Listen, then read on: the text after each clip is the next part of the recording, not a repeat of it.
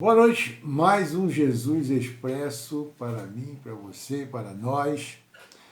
É com muita alegria que estamos juntos com mais um vídeo, mais um culto, mais uma palavra edificante, uma palavra em que nós precisamos ouvir de Deus, não do homem, para que nossa vida espiritual seja mais edificada, mais sintonizada, ajustada com a vontade de Deus, que é boa, perfeita e agradável para a nossa vida. Amém? Deus quer falar com você, quer falar comigo, quer falar com cada um de nós. E nós precisamos ouvir a voz de Deus. Eu preciso ouvir a voz de Deus. Diga, eu preciso ouvir a voz de Deus.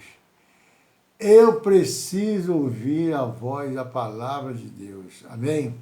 Bom, abra sua Bíblia no livro de Jonas. Jonas, capítulo 1, versículo 1.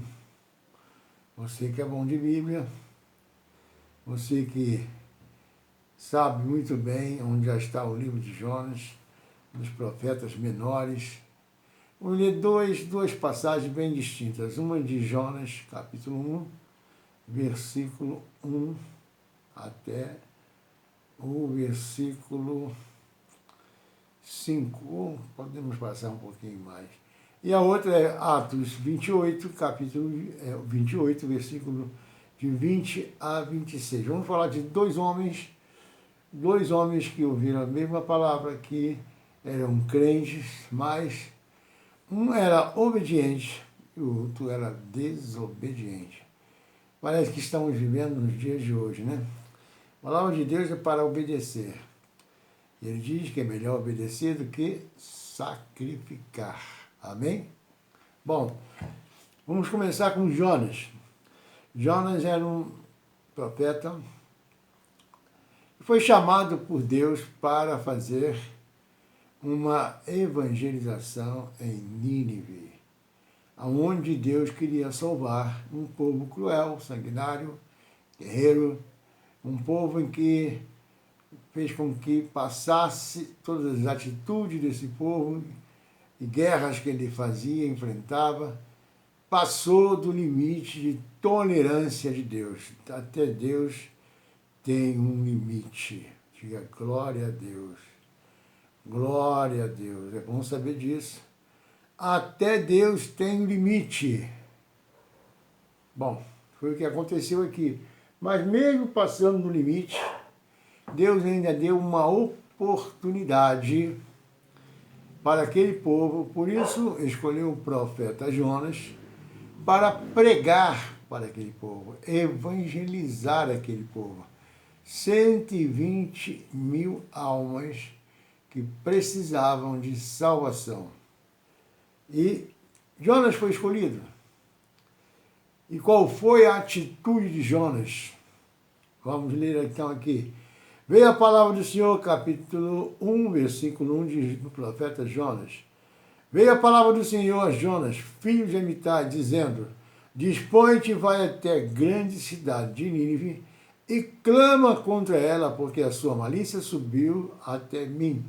Jonas se dispôs, mas para fugir da presença do Senhor, para Tarsis, e tendo descido a Jope, achou o navio que ia para Tarsis, pagou, pois, a sua passagem e embarcou nele. Para ir com eles para Tarsis, para longe da presença do Senhor. Mas o Senhor lançou sobre o mar um forte vento e fez-se no mar uma grande tempestade. O navio estava a ponto de se despedaçar. Então, versículo 5. Então os marinheiros, cheios de medo, clamaram cada um ao seu Deus e lançaram ao mar a carga que estava no navio para o aliviarem do peso dela. Jonas, vamos até o versículo 7. Jonas, porém, havia descido ao porão e se pôs a deitar e dormia profundamente. Chegou-se até ele o mestre da vinha e lhe disse: que se passa contigo? Agarrado ao sono? Levanta-te e invoca o teu Deus. Talvez assim esse Deus se lembre de nós, para que não pereçamos. Versículo 7. E diziam uns aos outros: vinde, lancemos sorte, para que saibamos por causa de quem nos sobreveio este mal. E lançaram sorte, e a sorte caiu sobre Jonas. Então, e disseram: declara-nos agora, por causa de quê? De quem nos sobreveio este mal? Quem é o culpado? É a tua culpa. De onde vens? Qual é a tua terra? E que povo tu és? Bom, Jonas era um profeta, era um povo de Deus, e estava em desobediência. A desobediência traz uma série de consequências desagradáveis e até perigo de morte. Mas Deus, pela sua infinita misericórdia, Deus, vou falar mais uma vez, pela sua infinita misericórdia e graça, favor imerecido, e as misericórdias que se renovam a cada manhã, Deus também teve misericórdia de Jonas. Aí vamos lá para Atos capítulo 28, versículo 26. Começando do 20. Atos capítulo 28, versículo 20. Diz assim: olha a diferença entre um e entre outro, entre o obediente e o desobediente. Misericórdia, né? Por esta causa vos chamei para vos ver e falar, porque pela esperança de Israel estou nesta cadeia. Então eles lhe disseram: nós não recebemos acerca de ti carta alguma da Judéia, nem veio aqui algum dos irmãos que nos anunciasse ou dissesse de ti mal algum. No entanto, bem quiséramos ouvir de ti o que sentes, porque quanto a esta seita, notório nos é que em toda parte se fala contra ela. Seita é a palavra de Deus. E havendo-lhes assinalado um dia, muitos foram ter com ele a pousada, aos quais declarava com bom testemunho o reino de Deus, e procurava persuadi-lo na fé em Jesus, tanto pela lei de Moisés como pelos profetas, desde a manhã até a tarde. Ou seja, Paulo, o apóstolo Paulo, na obediência, ele pregou de manhã até a tarde, explicando, ensinando o que era o poder de Deus, quem é Deus, quem é o reino de Deus, e tudo mais que aquelas pessoas precisavam saber a respeito de Deus. Versículo 24. E alguns criam no que dizia, mas outros não criam. 25.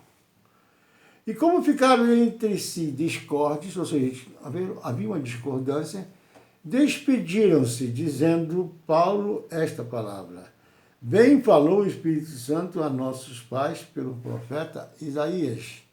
E aí, para completar, versículo 26, dizendo: vai a este povo e dize, de ouvido ouvireis, e de maneira nenhuma entendereis, e vendo vereis, e de maneira nenhuma percebereis. Pai, em nome de Jesus, oramos por esta palavra, pedindo que a tua glória, a tua graça, a tua misericórdia esteja aqui, Senhor, através desta palavra, que é a palavra de Deus, é Deus falando com cada um de nós, primeiro comigo, e, consequentemente, também com cada um que está participando dessa palavra. Muito obrigado, Senhor, pela tua presença, pelo teu poder, pela tua graça e misericórdia da tua palavra sobre as nossas vidas. Em nome de Jesus, e todos digam amém. Amém? Amém. Bom, porque homens da igreja, das igrejas, que creem no mesmo Deus, agem de forma diferente. uns creem fielmente, outros duvidam, outros questionam, outros ficam pensando, isso é verdade? Será que isso acontece? Será que isso é realmente aquilo que vem da parte de Deus? Há muitos questionamentos na igreja, inclusive nas igrejas.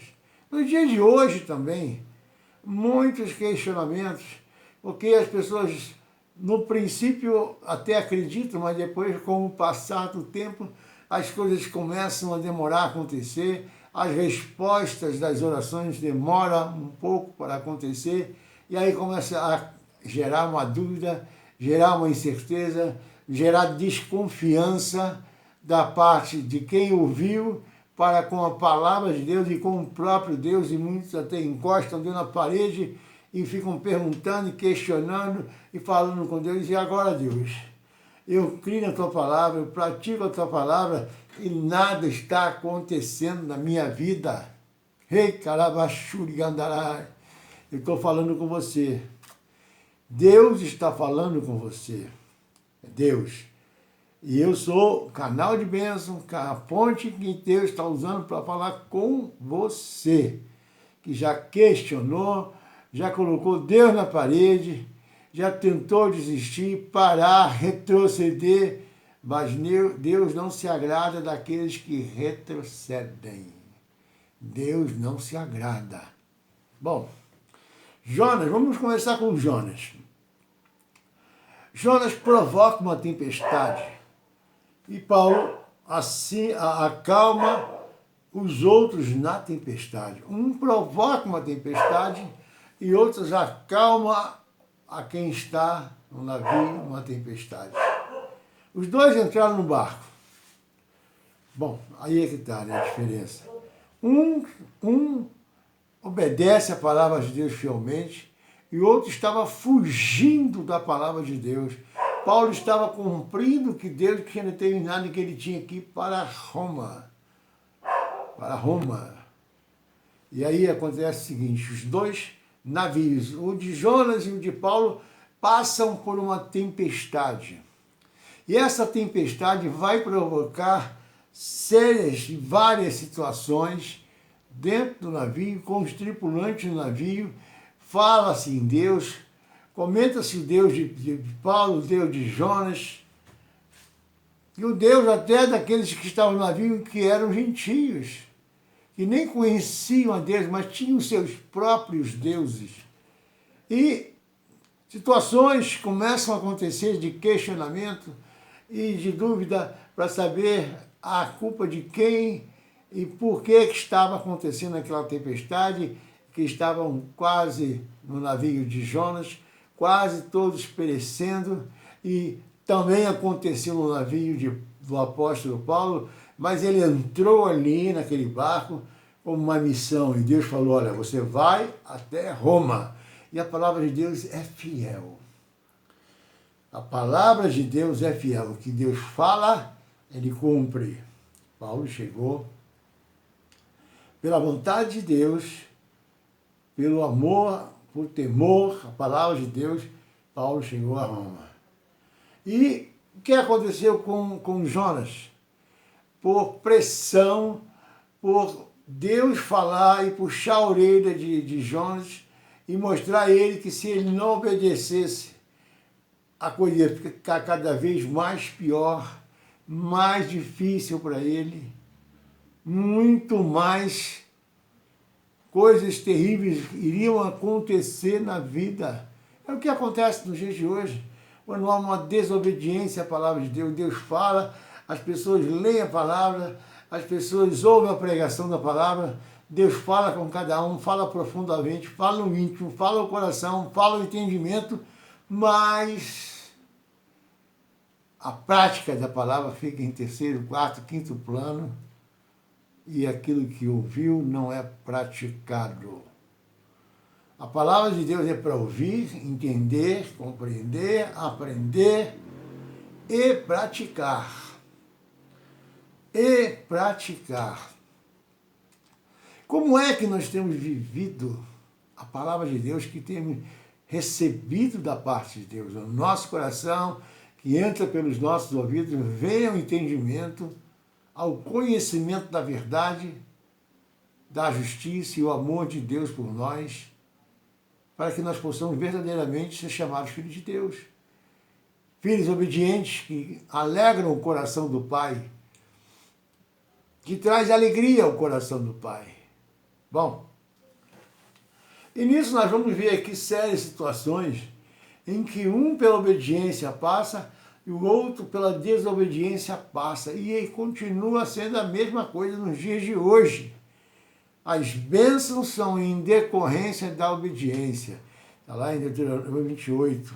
Deuteronômio 28. As bênçãos vêm na nossa vida em decorrência da obediência. E, consequentemente, as desobediências vêm também por desobediência em nossas vidas, por parte de cada um de nós, porque nós escolhemos desobedecer ou nós escolhemos obedecer. Aí cabe a cada um, nós temos direito de escolher. Eis que põe diante de ti dois caminhos, o caminho da vida e o caminho da morte, o caminho da bênção, o caminho da maldição, o caminho da vitória, o caminho da derrota, o caminho do temor a Deus e o caminho de quem não quer nem saber daquilo que Deus está falando. Ou ouve e não pratica. Ouve e não faz a vontade de Deus. Bom, e aí continua essa comparação para nos mostrar nos dias de hoje que o mesmo Deus que Paulo e Jonas serviam é o mesmo Deus que nós servimos hoje. É o mesmo Deus que nós servimos hoje. Deus não mudou. Ele não tem variação. Ele fala e cumpre. Diga glória a Deus. O que distingue Jonas de Paulo? O que distingue? Um do outro. É a teologia. Jonas acreditava numa situação em que ele podia se esconder de Deus e podia ir para um lugar onde Deus não ia achá-lo, onde Deus não ia encontrar ele. Engano. Enganava a si próprio, porque aonde nós formos, Deus vai nos achar. Aonde eu for, Deus vai estar me olhando. Ninguém se esconde de Deus. Diga glória a Deus. Ai daquele que acha, pensa, imagina que pode se esconder de Deus, que pode enganar Deus, pode escarnecer de Deus.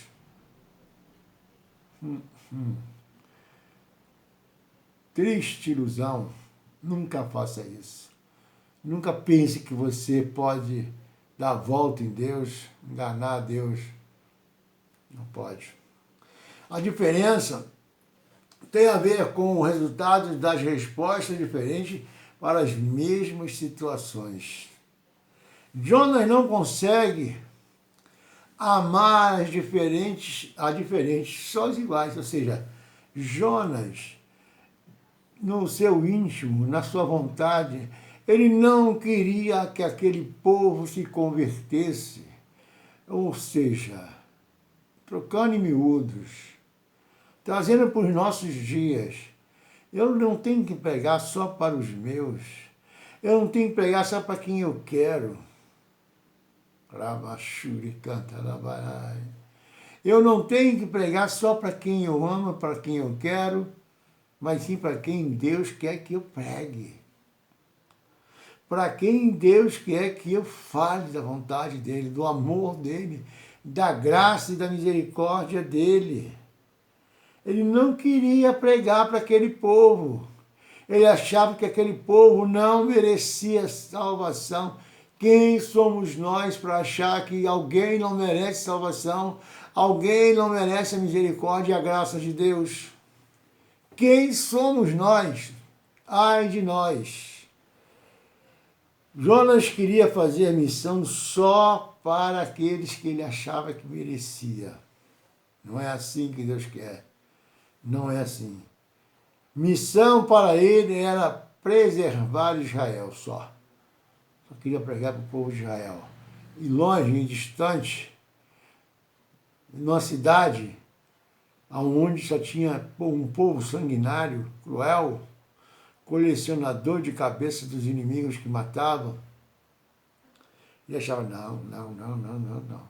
Não vou pregar para aquele povo, não. Deus falou para ele, Jonas, vai a Nínive. Jonas, vai a Nínive. E ele foi, entrou no navio e embarcou. O primeiro navio que ele viu na frente, pagou a passagem, embarcou para Tarso. Diga misericórdia. Diga misericórdia. Misericórdia. Existia um homem no século XVII chamado John Wesley, fundador da Igreja Metodista, teólogo britânico, um dos maiores avivacionistas da sua época. Ele atuou nos anos 1703 e morreu em 1791, em Londres. Um dia ele teve um sonho em que as pessoas, ele chegou na porta do inferno e perguntou ao diabo lá, vem cá, quem está aí dentro? Tem católico aí dentro? O diabo falou, pô, tá assim de católico aqui dentro. E pô, eu sabia que eles não mereciam, eu sabia. E aí, ele continuou perguntando, vem cá, tem presbiteriano aí? Tem luterano aí? Tem metodista no inferno? Tem aí dentro? Tem. O diabo, tá assim de luterano, metodista, wesleyano. Ele ficou intrigado. Tem wesleyano? Tem metodista aí dentro? Tá assim, o diabo falou, tá assim, tem muitos. Muitos. E não contente, ele continuou. Aí tem budista aí? Tem budista? Tem espírita aí?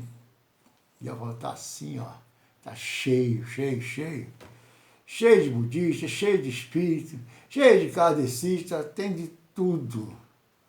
Todas as religiões tá cheio aqui, cheio, no inferno. Aí um anjo pegou ele e levou até a porta do céu. E lá na porta do céu ele chegou no anjo e falou, olha, quem está entrando aí? O anjo falou para ele. O anjo falou para ele. Você quer saber quem está aqui dentro? Que ele já sabia, né? Que ele ia perguntar, que ele veio lá do inferno, perguntou lá no inferno. E tem católico aí? Tem. Não tem católico. Não tem católico. Não. Tem metodista aí? Não. Não tem católico. Não tem metodista. Não tem budista? Não tem. Ele ficou mais intrigado. Tem espírita? Tem budista? Não tem não. Não tem não.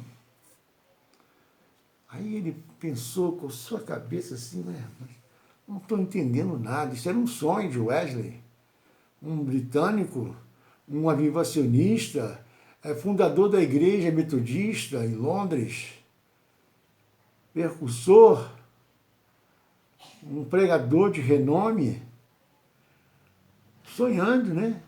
Mas aí ele falou assim, pode isso? Aí ele fez mais uma pergunta, mais uma última pergunta aqui. Então quem é que está aí dentro?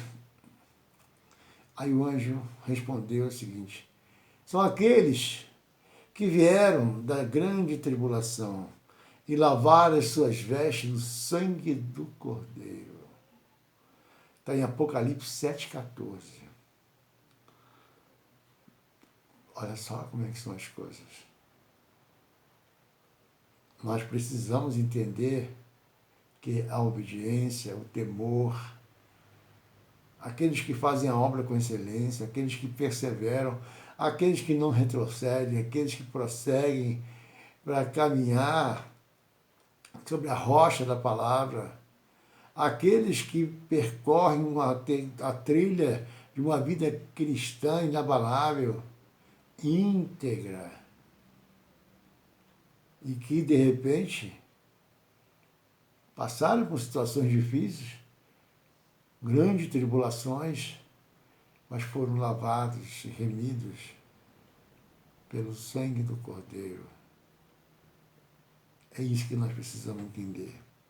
O contraste entre Jonas e Paulo. A viagem de Jonas é sem propósito. Paulo sabia para onde ia, mas Jonas não. Olha, eu quero ir para qualquer lugar. Me dá o primeiro navio que vai sair aí, me dá aí passagem. Mas Paulo tinha um destino, e esse destino quem estava traçando era Deus. Quem tinha traçado esse destino era Deus. E Jonas não.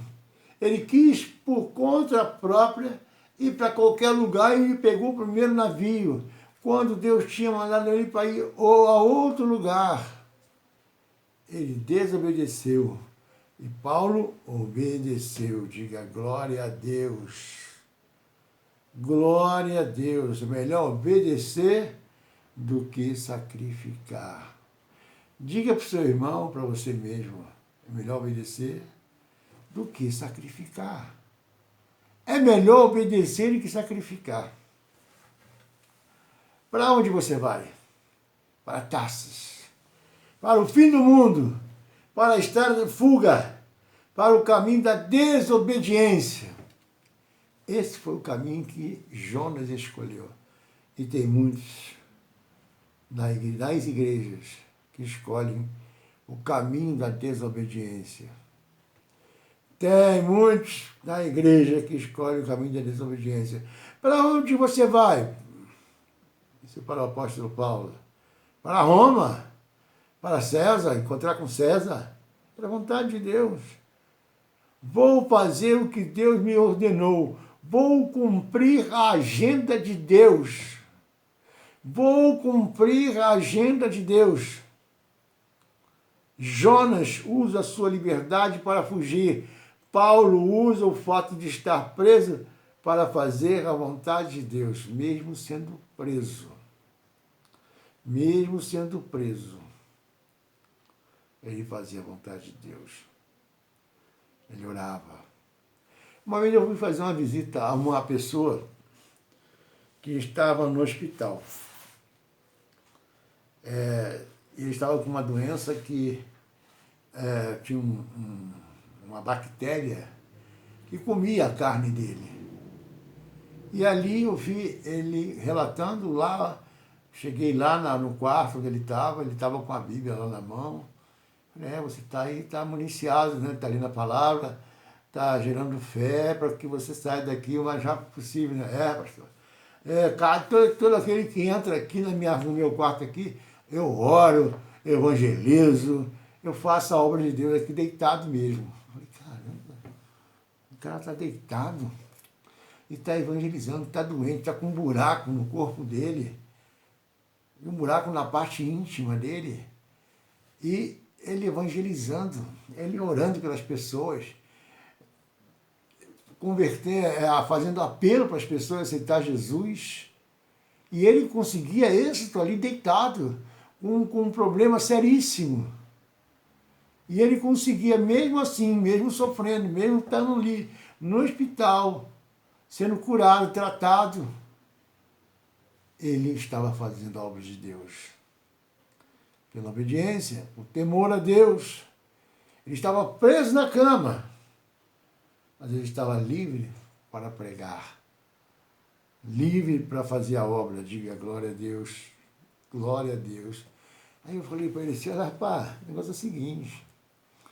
Eu, depois que orei, conversei, falamos da palavra de Deus, mostrei a palavra de Deus, que Deus podia curar, Deus podia fazer milagres. Preguei para ele ali, né? Ele já estava pregando para os outros, mas eu tinha que pregar para ele, que a minha missão ali era pregar. A minha função ali era levar uma palavra de conforto, uma palavra de fé, uma palavra de confiança em Deus, que Deus podia tirar ele dali. E para minha surpresa, eu falei assim, o seguinte, olha só, se você deitado aí está fazendo essa obra, você de pé vai fazer muito mais, né? Pastor, vou sair daqui, eu vou fazer a obra mesmo. E aí ele falou, olha, então eu quero que você venha comigo lá, trabalhar comigo. E trabalhar comigo lá. Fazer para orar, para fazer a libertação, para fazer visita. Ele falou, oh, tá bom, pastor, eu vou sim. E hoje ele é um pastor lá, onde eu estou. Hoje ele é um pastor. Alamachuri cantará. Para a glória de Deus. Para a glória de Deus, hoje ele é uma pessoa avivada, está curado, não tem mais problema nenhum. O buraco que ele tinha no corpo dele, que as bactérias estavam comendo, fechou. E ele está dando muito glória a Deus hoje. E trabalhando. Continua trabalhando para o Senhor. E eu chamei ele, falei, vem trabalhar comigo. Vem comigo que nós vamos te ensinar muito mais coisas que você precisa aprender, que eu já aprendi, que eu quero passar para você. Você é um instrumento de Deus, você é uma ferramenta na mão de Deus. Vai ser muito mais usado por Deus. Ou seja, o que ele estava fazendo ali deitado, ele multiplicou em pé. Agora que ele está de pé, curado, dando testemunho e fazendo obras de Deus. Já fez até libertação, coisa que ele nunca tinha feito. E pela experiência que nós já tivemos, eu, pastor Álvaro e mais alguns que trabalharam conosco em Botafogo, e hoje ele está fazendo libertação. Está avivado, transformado, curado, ressuscitado espiritualmente. Ele ganhou uma sobrevida. E aí é que Deus mostra que nós podemos fazer, mesmo em situação diversa, mesmo numa situação que parece que nós não vamos conseguir isso, ou não podemos fazer mais nada aqui e ali, olha o fim. Não. A última palavra na nossa vida é de Deus. Quem dá a última palavra, você que está deitado, você que está desanimado, você que está pensando em desistir, você que está pensando em parar de caminhar com Deus, parar de confiar e ter fé em Deus, não desista não, meu irmão. Isso tudo é obra do inimigo, com flechas, dados envenenados, lanças inflamadas na sua mente, nas fortalezas mentais, tentando te paralisar, mas eu te dou uma palavra hoje. Eu profetizo sobre a sua vida hoje. Esse lugar que você está é um lugar onde Deus está te preparando, te capacitando,